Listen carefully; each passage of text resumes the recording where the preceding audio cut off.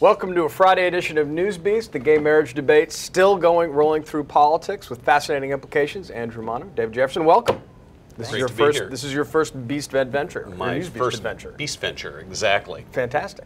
All right. Well, we're glad to have you here. So one of the fascinating sort of ripples from this historic decision by the president is, Andrew, you made the point yesterday that it sort of boxes Romney in a bit, counterintuitively. Explain. Yeah, it's interesting. You think back to previous elections where Republicans seized on gay marriage as a real wedge issue. You could imagine maybe Bush in 2004, 2000 kind For of example, pushing, just to pull one out of the air. But it's interesting because Romney's in a difficult position here for two reasons. One is that the Obama campaign wants to portray him as ultra-conservative, the most conservative Republican nominee since Barry Goldwater in 1964. They used to say he had no soul, he had no core, he flip-flops, but they've put that aside and they said he's really, really conservative. He's a severe conservative. He's a severe conservative. But I was a severely conservative Republican governor. Right, and they don't want him to be able to transition to the general election. If he's forced to talk about gay marriage and social issues, every time he's forced to do that, it's going to make him look more and more conservative. He wants to talk about the economy. By bringing this up, they've forced him into a position where he's going to have to continually answer questions about this. They don't want to do that. The second reason why it's difficult for Romney is that he has a very complicated history on gay marriage. Right. When he ran for Senate in 1994 against Ted Kennedy, he famously came out and said, if gays and lesbians want equality, I'm going to be the better candidate than Ted Kennedy for that. He's on the record saying that, so every time this is brought up, he has to run through this whole history of being a flip-flopper on the issue. He doesn't want to do that either. Speaking about Romney, there's the interesting mind of the role the Mormon Church played. Now, I'm from California, and in 2008, the Mormon Church was very much behind the defeat of Proposition 8. I was one of those lucky 18,000 couples who managed to get married before Prop 8 passed and rolled back our rights.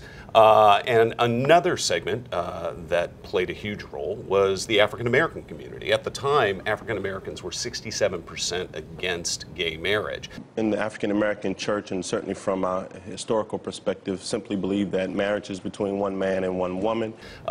This, as you know, is the election, the very same election that Sure. brought Barack Obama to office. And I have to say, it was a bittersweet. It was a bittersweet moment. I mean, there was a lot of talk at the time about change in the country, and yet there was change in that direction, having our first African American president, and yet rights that had already been given to gays and lesbians were taken back. On the other hand, what you see now is that Obama coming out, if you will, in favor of gay marriage is really changing hearts and minds in the African American community. Some of the latest poll numbers show that 47% of African Americans now, only 47% are against gay marriage. So that's a 20-point drop. I did a quick story last night. I called up Noah Feldman, Harvard Law professor, author of the book Scorpions about FDR's court, which is fascinating, and it basically asked him about one of the ironies of the current debate about this. Because we have these deep partisan debates where we think it's all principle, it's all ideological divide, high-minded philosophical judicial differences.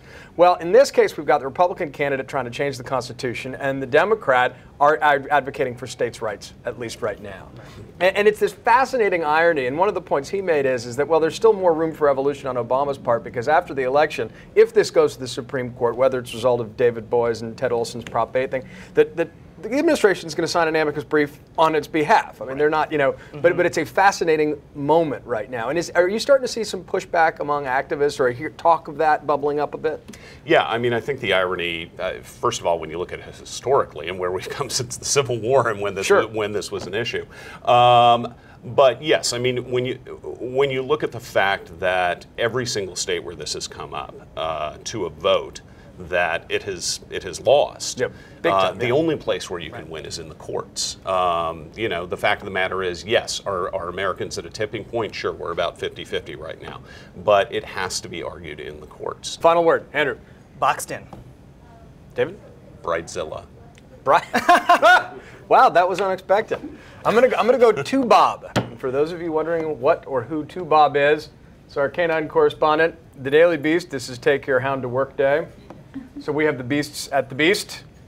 And to Bob, any thoughts on the subject? Well said. There you go. It's all for us for Newsbeast. Have a good weekend.